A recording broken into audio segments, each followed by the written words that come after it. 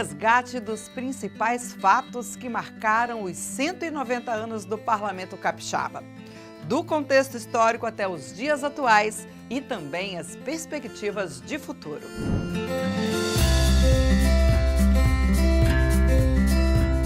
Vem comigo neste que é o primeiro de 3 episódios da série. Então, preparado para a aula de história porque a primeira edição começa agora. E neste episódio nós vamos contar como tudo começou. Após a independência do Brasil, inicia um movimento para a primeira Constituição, outorgada em 1824 por Dom Pedro I. 10 anos depois, são criadas as primeiras Assembleias Legislativas Provinciais. Se chamavam assim porque os estados ainda eram províncias. Quando o Dom Pedro fez a independência do Brasil, ele estava comprometido com um certo liberalismo, mas comprometido com o Rio de Janeiro, daí um governo centralizador. E ele vai lidar com forças anti-independência, venceu. Mas aí ele não consegue vencer o parlamento. É um parlamento insubmisso, que começa a criar problemas para ele, que termina lá em 1831, quando ele abdica. Já tínhamos dentro do parlamento uma corrente ideológica forte de autonomia provincial. E se cria já uma lei que é a Assembleia Provincial. Principalmente com o ato adicional, muitas atribuições que poderiam ser do Poder Executivo Central passaram para as assembleias. Toda a vida municipal passava a ser regida pela Assembleia. Leis, orçamentos, nomeações. Só por aí você imagina o feixe de poderes que eram colocados na Assembleia Legislativa. O presidente da província apenas podia vetar as leis sugeridas pela Assembleia, restando a ela ainda a possibilidade de suspender o veto do presidente e submeter essa suspensão à avaliação do governo central. Quer dizer, então, todo o processo legislativo era relativamente autônomo. A Assembleia Legislativa do Espírito Santo foi oficialmente criada em 12 de agosto de 1834, mas só no ano seguinte ela é de fato instalada e começa a funcionar em um prédio público no centro da cidade, onde também ficava a cadeia. O prédio que serve ao governo, que serve para reuniões do conselho e tinha também a cadeia, pública. Ela é, na verdade, uma repartição dos serviços públicos. As primeiras eleições para o parlamento eram indiretas e com voto censitário. Você lembra dessa aula? Havia uma exigência de renda mínima para que você fosse eleitor, chamado eleitor de paróquia, Então, esses eleitores de paróquia elegiam os chamados eleitores de província, que eram os eleitores, as pessoas que iriam votar no segundo turno. E era nesse segundo turno que se escolhia quem seriam os representantes. O primeiro presidente do Parlamento Capixaba é o reverendo João Clímaco. Dos 20 parlamentares eleitos, outros 4 também eram padres. Então era um parlamento ou um convento? O catolicismo era muito popular, ele atravessava todas as camadas sociais. Você tinha os padres das paróquias, que são aquelas pessoas que conduziam as eleições. Olha a influência que eles tinham. Eram eles que organizavam as mesas eleitorais. Era ele que dizia, este é o eleitor, este é eleitor, este não é. Ele que apontava. E não é por acaso que entre as primeiras comissões permanentes, 2 tratavam de questões religiosas. O colegiado de catequese e também o de negócios eclesiásticos. E outro nome, que soa bem diferente dos dias de hoje, é a Comissão de Juízes de Paz. Mas o que é isso? Um juiz eleito diretamente nas assembleias primárias. Era um representante popular. Era ele que administrava a municipalidade. Ele era responsável pelos chefes de quarteirão, os caras que faziam a vigilância da vila. Eles eram responsáveis pelas prisões e até julgamento de pequenas questões. Ele era o sujeito que chefiava a vila. E esse sujeito, ele era muito importante e ele era eleito pela população. E, ao mesmo tempo, ele opinava no judiciário. Outra curiosidade é que os projetos aprovados pela Casa eram levados pessoalmente, em mãos, por um grupo de 10 deputados ao presidente da província. A comissão de deputados que fazia isso era chamada de deputação. Agora, vamos imaginar quais seriam as polêmicas da época. Apoiar ou não a libertação dos negros escravizados? E a questão indígena? Eles eram considerados rebeldes ou sobreviventes? E a mão de obra europeia já estava chegando por aqui. Quem foi que deixou essa italianada invadir o Espírito Santo? Esses grupos que vão fazer parte da Assembleia Legislativa provincial, desde o começo eles vão manifestar essa necessidade de que o Espírito Santo deveria trazer imigrantes estrangeiros. E a Assembleia Legislativa provincial, então, ela vai ser um importante elemento de divulgação e de reivindicação dessa pretensão do Espírito Santo de incentivar a imigração estrangeira. E dificilmente a imigração estrangeira teria sido bem sucedida, como foi no Espírito Santo, se não tivesse contado com o apoio da Assembleia Legislativa. Foi a Assembleia Legislativa que sugeriu a ideia e que participou ativamente do encaminhamento desse processo.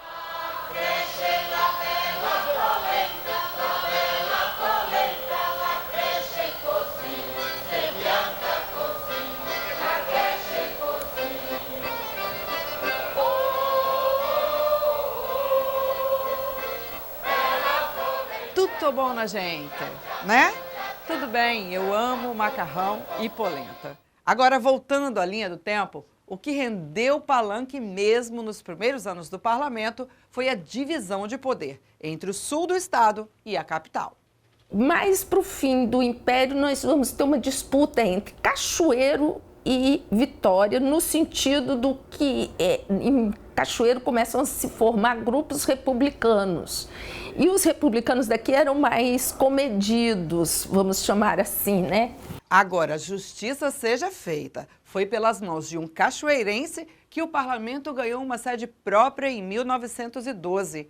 O prédio original era de 1606 e abrigava uma igreja. Foi reconstruído no governo Jerônimo Monteiro. É a monumentalização da política com o Jerônimo Monteiro, uma coisa que a gente ainda não tinha. Veja, o governo funcionava num prédio que foi dos jesuítas desde a época da colônia. A Assembleia funcionava numa sala de conselhos, muito ainda colonial. Essa feição colonial é que o Jerônimo Monteiro tenta destruir, porque o Jerônimo Monteiro ele tem um compromisso em dar ao Espírito Santo uma feição de república.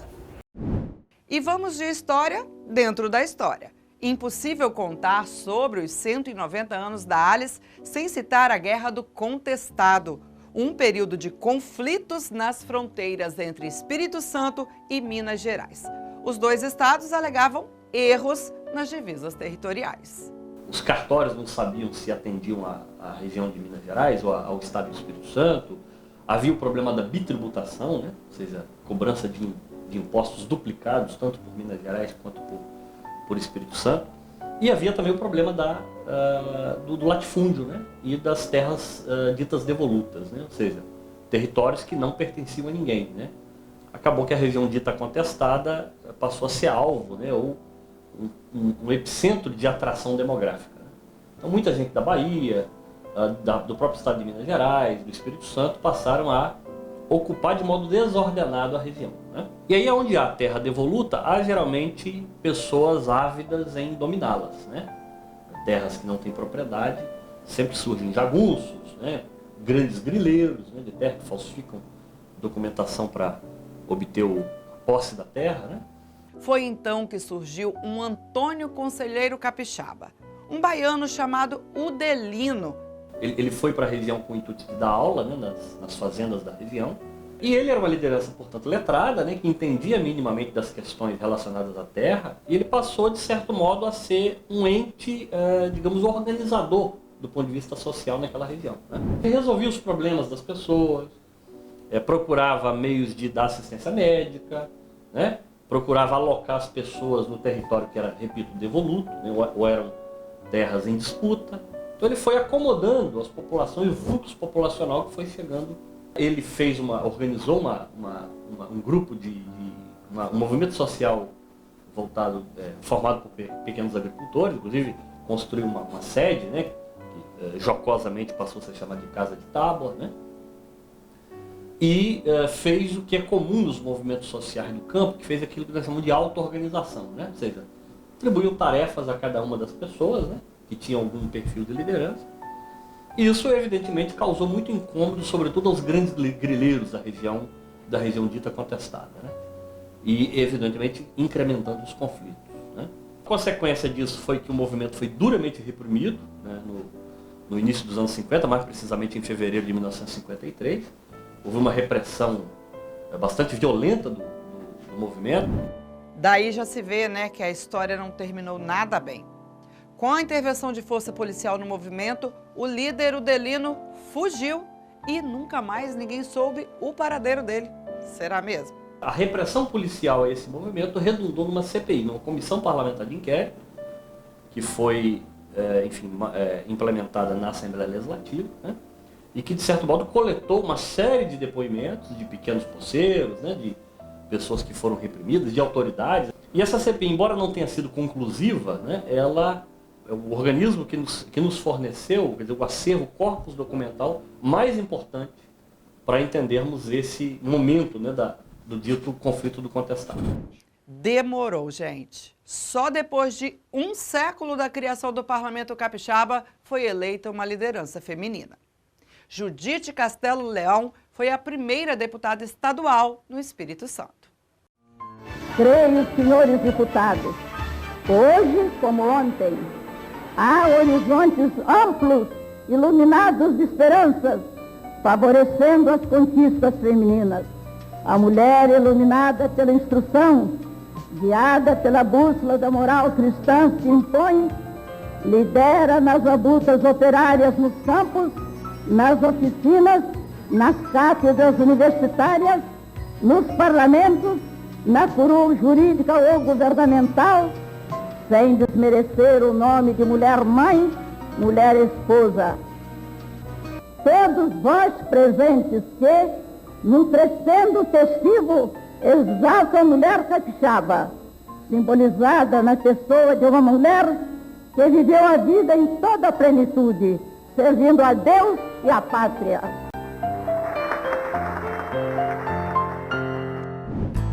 Nos 190 anos da Alice, 4 deputados foram cassados. O primeiro foi o deputado Benjamin Carvalho Campos, do Partido Comunista do Brasil. Na época, o Tribunal Superior Eleitoral cassou toda a sigla. Elcio Pinheiro Cordeiro, da União Democrática Nacional, a UDN, foi no início da ditadura militar por conta de um discurso com críticas ao 3º Batalhão de Caçadores. Já em 1969, José Inácio Ferreira e Dailson Laranja foram os 2 últimos cassados. Ambos do MDB perderam o mandato pelo ato institucional número 5, o AI-5. Tudo por causa da famosa Carta de Itarana. Essa carta tinha o conteúdo que foi o conteúdo considerado explosivo, que era segundo o inquérito policial que foi formado, de incitação contra a segurança nacional, contra a lei de segurança nacional. O padre se tornou uma pessoa que via em mim um representante também do município de Itarana. Ele estava indignado com aquilo que ele considerava que fosse gestos de agressão, de opressão do povo humilde do interior, palavras dele.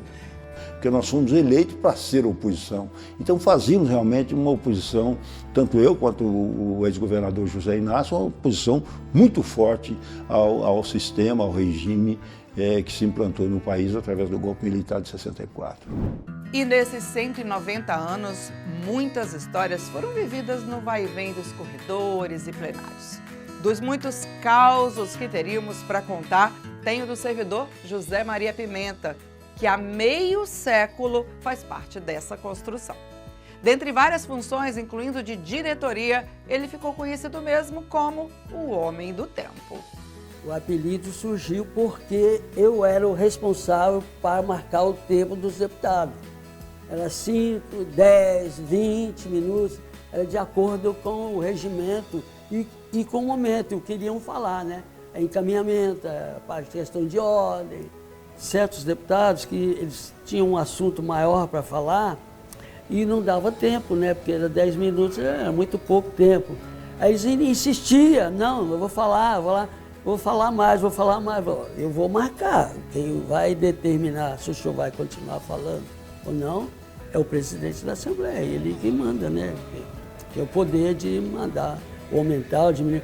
Mas o regimento, né? Não queria fugir do regimento, então não. Mesmo contra a vontade, Pimenta se aposentou da função, mas o trim ainda acompanha a vida dele. Eu não queria aposentar. Tanto é que eu pedi a minha aposentadoria, no outro dia, arrependido, fiz um requerimento pedindo para não me aposentar, que eu não queria aposentar. Pela minha vontade, eu estaria na Assembleia até hoje. Eu adoro, é uma casa que eu sempre respeitei e gostava de trabalhar mesmo. Trabalhava com amor. Ele se recorda bem do período em que os militares tomaram o poder e obrigaram que se calassem os parlamentares e os cidadãos. Então, quando eu vejo alguém falar em ditadura, não conhece a ditadura, não sabe o que é uma ditadura. Não sabe. Porque a ditadura é muito triste. Custava muitas coisas, né? Podia falar, os músicos não podiam cantar certas melodias, né? Que era censurada. Né?